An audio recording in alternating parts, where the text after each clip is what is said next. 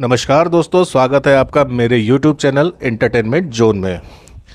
दोस्तों, लोकसभा चुनाव के पहले चरण के चुनाव के बाद ही वोटिंग के आंकड़ों से जुड़ा फॉर्म 17C विवादों में आया था, जिसको लेकर विपक्ष के नेता मल्लिकार्जुन खड़गे ने चुनाव आयोग के वोटिंग डेटा को सार्वजनिक करने में लगने वाले समय पर सवाल उठाया था। तो आखिर क्या है ये पूरा मामला और क्या है ये फॉर्म 17C?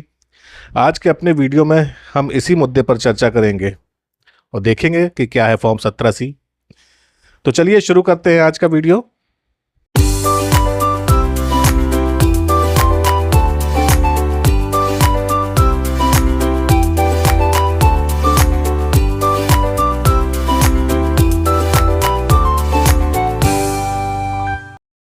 तो दोस्तों, लोकसभा चुनावों के बीच वोटिंग के आंकड़ों में गड़बड़ी के आरोप लग रहे हैं।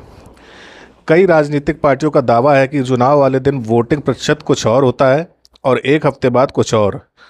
सुप्रीम कोर्ट में भी एक याचिका दायर हुई। मांग की गई कि सुप्रीम कोर्ट चुनाव आयोग को वेबसाइट पर फॉर्म 17C की स्कैन्ड कॉपी अपलोड करने का आदेश दे। चुनाव आयोग ने सुप्रीम कोर्ट में इस याचिका का विरोध किया है। साथ ही आयोग ने यह भी कहा है कि अगर फॉर्म 17C की कॉपी अपलोड की जाती है तो इससे अफरा तफरी हो सकती है। साथ ही ये भी तर्क दिया कि वेबसाइट पर कॉपी अपलोड होने के बाद इसकी तस्वीरों से छेड़छाड़ की जा सकती है, जिससे आम जनता का चुनावी प्रक्रिया से भरोसा उठ जाएगा। दोस्तों, सुप्रीम कोर्ट में एसोसिएशन फॉर डेमोक्रेटिक रिफॉर्म्स ने याचिका दायर की थी। इसमें वोटिंग प्रतिशत के आंकड़ों में हेरफेर होने का आरोप लगाया गया था। एडीआर ने अपनी याचिका में कहा था कि चुनाव आयोग ने वोटिंग प्रतिशत का डेटा कई दिनों बाद जारी किया। 19 अप्रैल को हुए पहले चरण के चुनाव का डेटा 11 दिन बाद और 26 अप्रैल को हुए दूसरे चरण के चुनाव का डेटा 4 दिन बाद आया था। इतना ही नहीं, शुरुआती डेटा और फाइनल डेटा में 5% का अंतर होने का भी दावा किया गया है। दोस्तों, एडीआर ने मांग की थी कि वोटिंग खत्म होने के 48 घंटे के भीतर चुनाव आयोग अपनी वेबसाइट पर फॉर्म 17C की स्कैन कॉपी अपलोड करे। 17 मई को सुनवाई के दौरान chief justice DY Chandrachud, justice JB Pardiwala और जस्टिस मनोज मिश्रा की बेंच ने चुनाव आयोग से कहा था कि वो बताएं कि फॉर्म 17C का डेटा डिस्क्लोज क्यों नहीं किया जा सकता। इसी पर चुनाव आयोग ने बुधवार को सुप्रीम कोर्ट में 225 पन्नों का हलफनामा दायर किया है। तो चुनाव आयोग ने सुप्रीम कोर्ट में एडीआर की याचिका का विरोध किया है। चुनाव आयोग ने कहा कि अगर फॉर्म 17C अपलोड किया जाता है तो इससे चुनावी मशीनरी में अफरा तफरी पैदा हो सकती है। चुनाव आयोग ने कहा कि कानूनन फॉर्म 17C की कॉपी पोलिंग एजेंट को दे सकते हैं, लेकिन इसे सार्वजनिक नहीं किया जा सकता। फॉर्म 17C की ओरिजिनल कॉपी स्ट्रांग रूम में होती है और इसकी एक कॉपी पोलिंग एजेंट को दी जाती है। चुनाव आयोग ने वोटिंग प्रतिशत के आंकड़ों में अंतर के आरोपों को भी खारिज कर दिया। आयोग ने कहा कि वोटर टर्नआउट डेटा में गड़बड़ी का आरोप भ्रामक, झूठा और संदेह पर आधारित है। तो दोस्तों, ये तो बात हुई आरोपों की, और सुप्रीम कोर्ट ने जिसका जवाब चुनाव आयोग से मांगा, उन्होंने अपनी चार्जशीट दाखिल की और उसमें जवाब दिए। तो दोस्तों, अब हम ये जानते हैं कि आखिर फॉर्म 17C क्या है। पहले इसको समझते हैं ताकि हमको बाकी चीज़ें भी क्लियर हो सके। तो आइए समझते हैं कि 17C क्या है। दोस्तों, कंडक्ट ऑफ इलेक्शन रूल्स 1961 के अनुसार 2 तरह के फॉर्म होते हैं, जिसमें वोटरों का डेटा होता है। एक होता है फॉर्म 17A और दूसरा होता है फॉर्म 17C।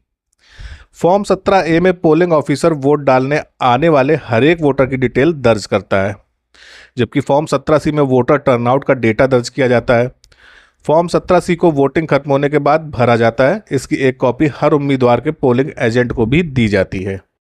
फॉर्म 17C में एक बूथ पर कुल रजिस्टर्ड वोटर्स और वोट देने वाले वोटर्स का डेटा होता है। इसी से पता चलता है कि पोलिंग बूथ पर कितने प्रतिशत वोटिंग हुई। ये डेटा चुनाव आयोग की वोटर टर्नआउट ऐप पर भी नहीं होता है। फॉर्म 17C के 2 भाग होते हैं। पहले भाग में तो वोटर टर्नआउट का डेटा भरा जाता है, जबकि दूसरे भाग में काउंटिंग के दिन रिजल्ट भरा जाता है। दोस्तों, कंडक्ट ऑफ इलेक्शन रूल्स 1961 के नियम 49S के मुताबिक हर बूथ के पोलिंग ऑफिसर की यह जिम्मेदारी है कि वो ईवीएम में पड़े हर वोट का रिकॉर्ड रखे। हर उम्मीदवार का पोलिंग एजेंट इसे मांग सकता है और पोलिंग ऑफिसर फॉर्म 17C की एक कॉपी पोलिंग एजेंट से दस्तखत लेकर देता है। माना जाता है कि चुनाव के दौरान धांधली और ईवीएम से छेड़छाड़ रोकने के लिए फॉर्म 17C जरूरी होता है। दोस्तों, वोटिंग प्रतिशत पर सवाल इसलिए उठने शुरू हुए क्योंकि इस बार चुनाव आयोग ने पहले चरण की वोटिंग प्रतिशत का फाइनल डेटा 11 दिन और दूसरे, तीसरे और चौथे चरण का 4 दिन बाद जारी किया।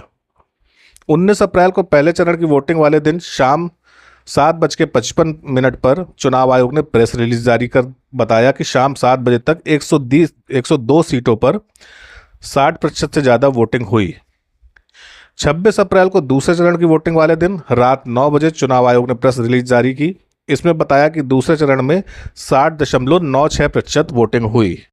दोस्तों, इसके बाद 30 अप्रैल को चुनाव आयोग ने पहले चरण और दूसरे चरण के वोटिंग प्रतिशत का फाइनल डेटा जारी किया। इसमें बताया कि पहले चरण में 66.14% और दूसरे चरण में 66.71% की वोटिंग हुई। तो दोस्तों, कांग्रेस समेत कई विपक्षी पार्टियों ने वोटिंग प्रतिशत के डेटा में इस अंतर पर सवाल उठाए थे। सुप्रीम कोर्ट में सुनवाई के दौरान भी जब ये सवाल उठा तो चुनाव आयोग ने कहा कि डेटा को सभी स्तर पर जांचने की जरूरत होती है, इसीलिए इसमें समय लगता है। तो दोस्तों, चुनाव आयोग को सुप्रीम कोर्ट से बड़ी राहत मिली है।